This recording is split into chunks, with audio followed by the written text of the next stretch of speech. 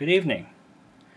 I am Brandon, or as many of you know me as BBISHOPPCM. As the title states, I did get Mitt Romney to sign my iPod. I wanted to talk a little bit about that experience and how it happened. I live in New Hampshire, as many of you already know, and the New Hampshire primary is a huge event every 4 years or so, as I'm told. I am not a political person. I don't like to take public stances on political issues because, let's face it, I don't know a heck of a lot about about our political candidates. I don't know a heck of a lot about politics in general, and I choose not to, because it's very easy to get wrapped up in these issues when you're dealing with other people. My deal is I take stances on issues, and I keep them to myself until voting day. He happened to be doing a public rally in the building that I work in.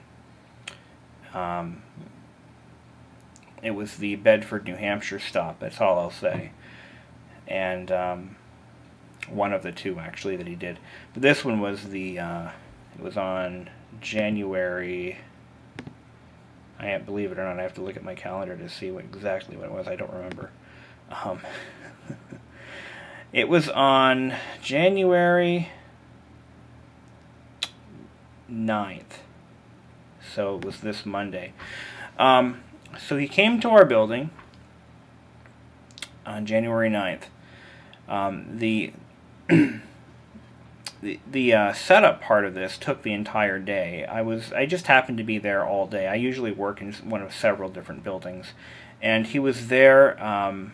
Not he, but his crew was there, setting up from around 7 o'clock in the morning up until showtime, which was around 4:30. Camera crews started arriving. They were throughout the day and setting up their equipment. And I got to walk by the room several times and look in the windows as they were doing it. I tried to, you kind of had to stay away from them, let them do their jobs and get it done with. So one thing I did was that I just happened to be there at the right place at the right time. Our secretary made an announcement over the PA system that any staff member who wants to come, we have, I think it was 14 spots, front row spots at the event. If you wanted to come, you had to be there 2 hours early because the event started at 6, or it was scheduled to. So I immediately called back. I said, I'd like to check it out. I've never actually been to one of these events. I want to see what it entails, and it would be cool to meet a candidate in person if I had the opportunity. Whether I like him or not doesn't matter. Just, meet him, see what he's all about, or what he wants you to think he's all about. That's usually how things go. So I went to the office, I got my pass, and I waited around for 2 hours. We actually got into the auditorium. It was actually in our cafeteria. I got in there at 4:30, and we stood in front, literally in front of the podium. Like, the podium is right here. We were right here. There's a little fence. Podium's here. He was standing in the middle of the podium. Fence is right here. And we were leaning against that fence, and that's where our spots were, which was kind of cool because that was the best spot in the house, really. So people started filtering in slowly, and I tried on the video that I'm going to show you after this dialogue, as it will show, the auditorium started to quickly fill up after about 5, and by the time 6 o'clock rolled around, it was standing room only. But I got a chance to walk around while the camera crews were adjusting their equipment, doing light tests, sound checks and stuff. And I filmed a lot of that, just walking around. I didn't talk to anybody, and got that all on film. because I didn't know that this event was taking place and that I knew it was taking place, but I didn't know I would actually be there. I didn't think I'd have a chance. I never brought my camera. But luckily, I had my iPod with me. And here it is. This is just your standard issue 16 gigabyte iPod Nano with a camera. I had this with me in my car, and I knew it was fully charged, so I brought it in. And that's what I did my filming with. I ran to my car. I'm like, oh, I should grab that. And I was gonna. My goal was to do the whole entire speech, just record the whole thing. It didn't work out. Here's why. I guess I underestimated the lifespan of the iPod's battery. Did I just do that? I did say underestimated.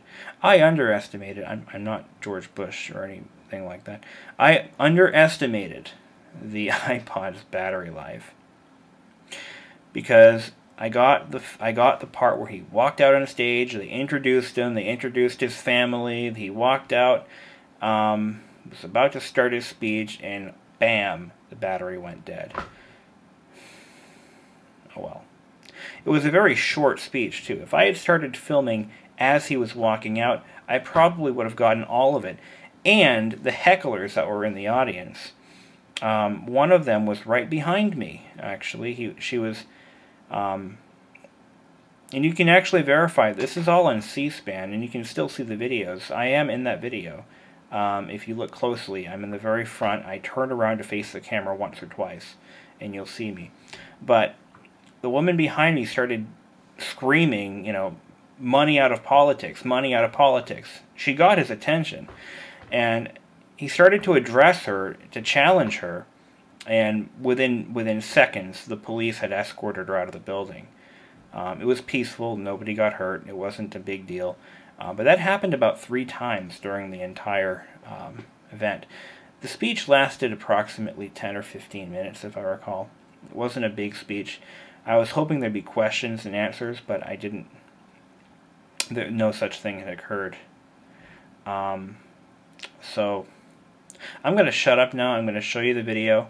But just to prove this, I unfortunately don't have the only proof. I have proof that I was there, but I have no proof of him actually signing this other than the signature itself.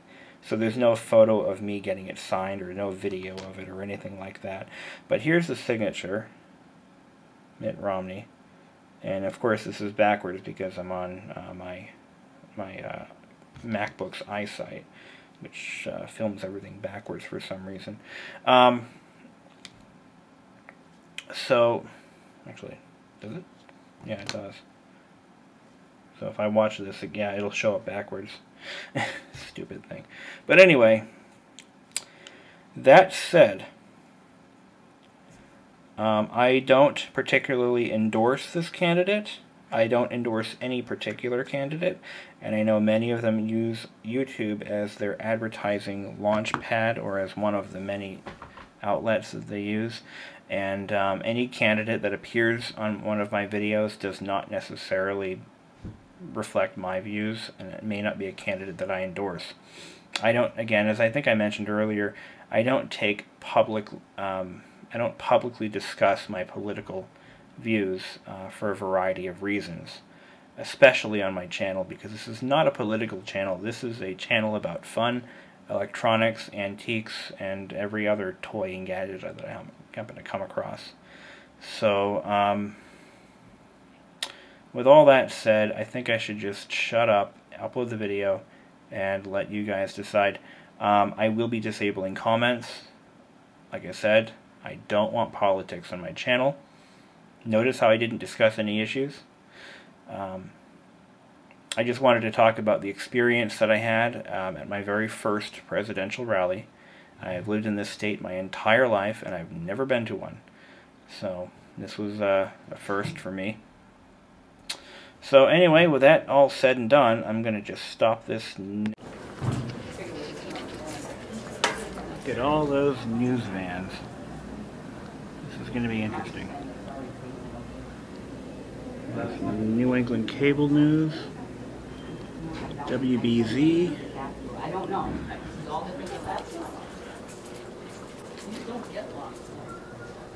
Liberty uplink. Wow. And U-Haul.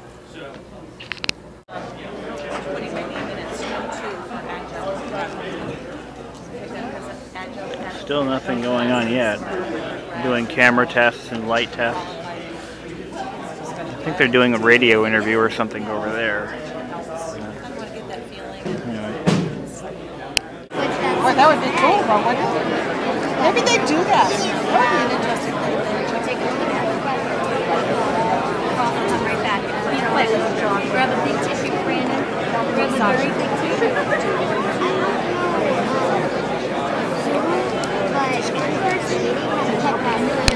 I missed him. Wait a minute. Let me go over a little bit more. Wait a minute. Ready? Let's Stanley. All right. Let's do it again. Get Flat Stanley over there. That you'd be here tonight and that you'd take time away from families and TV. He's in the overflow room. He's in the overflow room. He's in the cafeteria. Well, he is, but he's there first because they're overflow. I don't think there's always like my husband and daughter. I'm in the overflow room. That's nice. He went into both. What? I can't. My feet can't get out. So they try to pull it. What? What they do?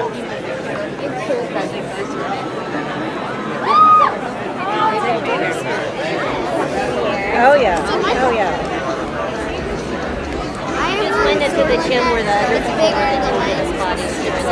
Yeah, but this is not an SLR.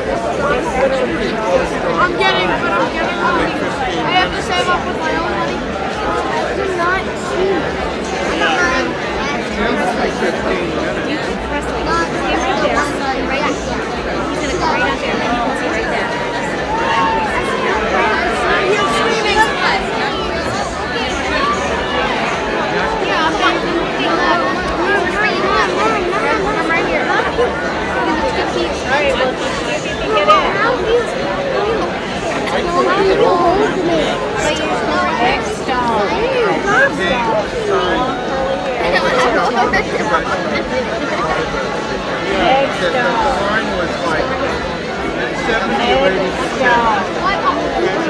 Good evening, Bedford! Can you hear me? Yeah! No! Can you hear me now? A little. One more time! Good evening, Bedford! Hello! Are you ready? We're ready! Are you ready?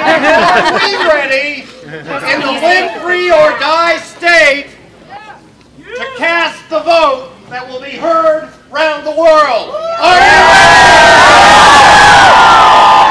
Are we ready to change the course of history? To put Governor Romney in the White House and turn our economy around? Are we ready to ensure that Governor Romney is the next president so that none of us will ever have to apologize for being an American? Are we ready? Yeah! I'm ready, you're ready, and I have 3 friends to introduce who are ready. 3 great American patriots. First of all, Senator Kelly Ayotte and her veteran husband from the Air Force, Joe. Senator Ayotte is a rising star in Washington. Doing a great job for all of us. Another good friend of New Hampshire, Governor Tim Pawlenty from Minnesota. In the liberal land of Bubic and Gene McCarthy, this guy cut taxes and balanced the budget and is a leading conservative voice across our country. Ladies and gentlemen, Senator Kelly Ayotte. Thank you so much, Deb. I am so fired up to be here tonight, and in the right way this time we're fired up. And I'm here with my wingman, Joe Daly. I'm so happy.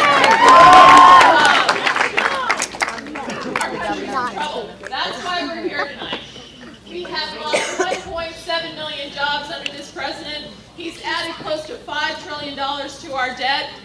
Ladies and gentlemen, we can't stand 4 more years of Barack Obama. But I'm so encouraged tonight about America, and I'm so encouraged about where we are because we have Mitt Romney running for president. Yeah! He is someone who, unlike this president, has actually balanced a budget, both in the private sector and as governor of Massachusetts. He eliminated a deficit, balanced the budget, put money in the surplus and the rainy day fund, and that's what we need in Washington, D.C. He is someone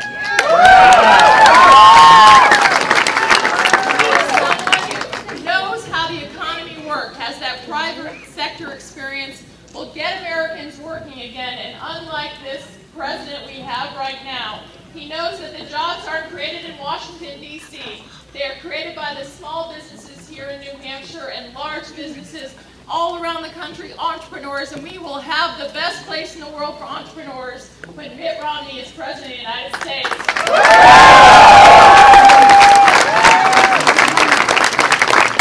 And finally, my husband and I, we come from a military family.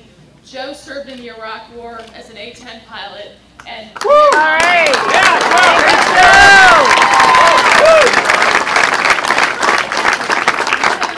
we are supporting Mitt Romney. One of the most important reasons is that he will be an excellent commander-in-chief. He will be a commander-in-chief who will listen to his military commanders and not his pollster or his political advisor. And as Jeff said, he will never apologize for the United States of America. So it's my honor to support Mitt Romney tonight. And you know what? They're a wonderful family. Mitt, and we will be proud to have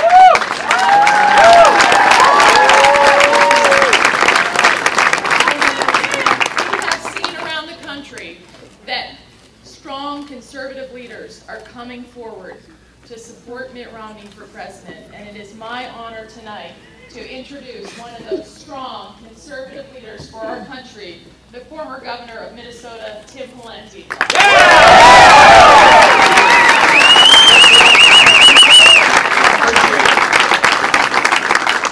Do you agree with me that New Hampshire has one of the greatest United States senators in the country?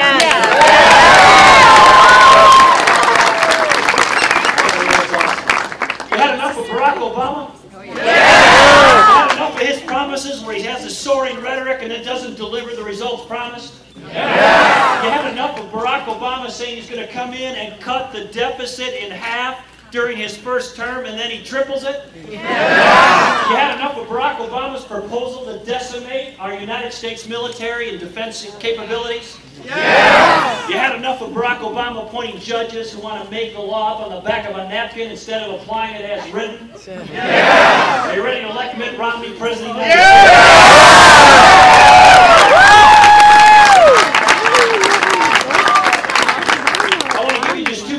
Before I make an introduction of our featured speaker tonight, the next president. The one message is this. I grew up in a meatpacking town. My dad, for much of his life, was a truck driver. My mom was a homemaker. She passed away when I was young, and my dad lost his job not too long after that. So at a young age, I saw the concerns about unemployment and job loss.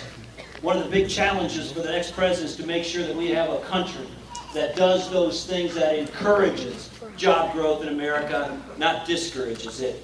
And when you ask people all around this country who run small and medium-sized businesses, as Mitt Romney does every day, or as I did till not long ago, what can we do to make it more likely that you'll grow jobs? You know what they say? They say, get the government off my back. Some talk about taxes, some talk about regulation, some talk about energy, but it's the same message. And the person who understands that, not based on a lifetime in Washington, D.C., not based on a lifetime in politics, but based on the hard work of starting businesses, growing businesses, providing jobs in the private sector, there is only one candidate who meets that description, and it's Mitt Romney.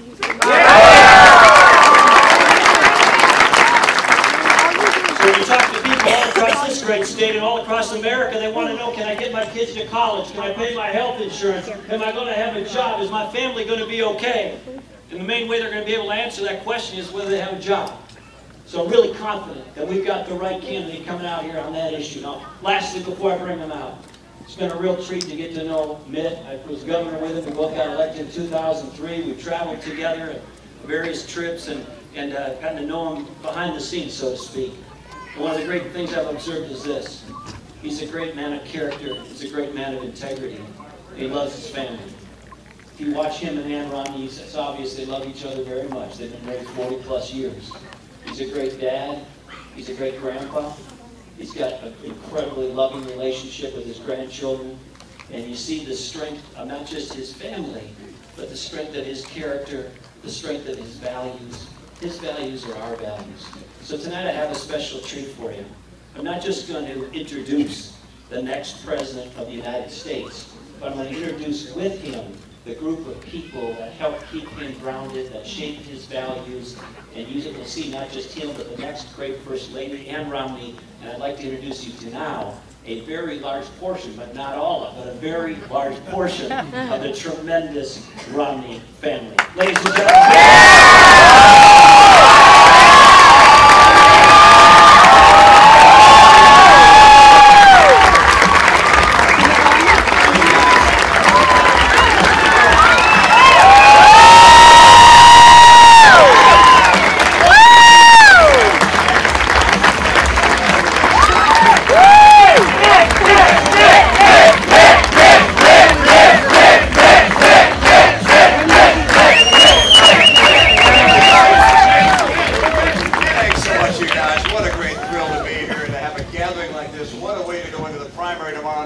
I hope that you're going to be able to give me a bigger margin of victory than 8 votes that I got in Iowa. I want to thank you for being here tonight. I have family up here. You wonder, who are all these people? On the far right-hand side, that is not my son. That's my brother. Scott and his wife, Sherry. Scott is older than me, by the way. All right, he's older. Ask him if he's younger. And then next to him are 3 of my boys. Ben, who is our 4th oldest son, a doctor. Tag, who is my oldest son and lives in Belmont, Massachusetts. Craig, who is the youngest of our 5 boys, and he lives in California, and his wife is separated over here. There we go. Now they're together again. That's a good thing. His wife, Mary, and they have 2 little boys. Tag has 4 children, and Ben has 1 little girl, and then over here, oh, this is almost all one family.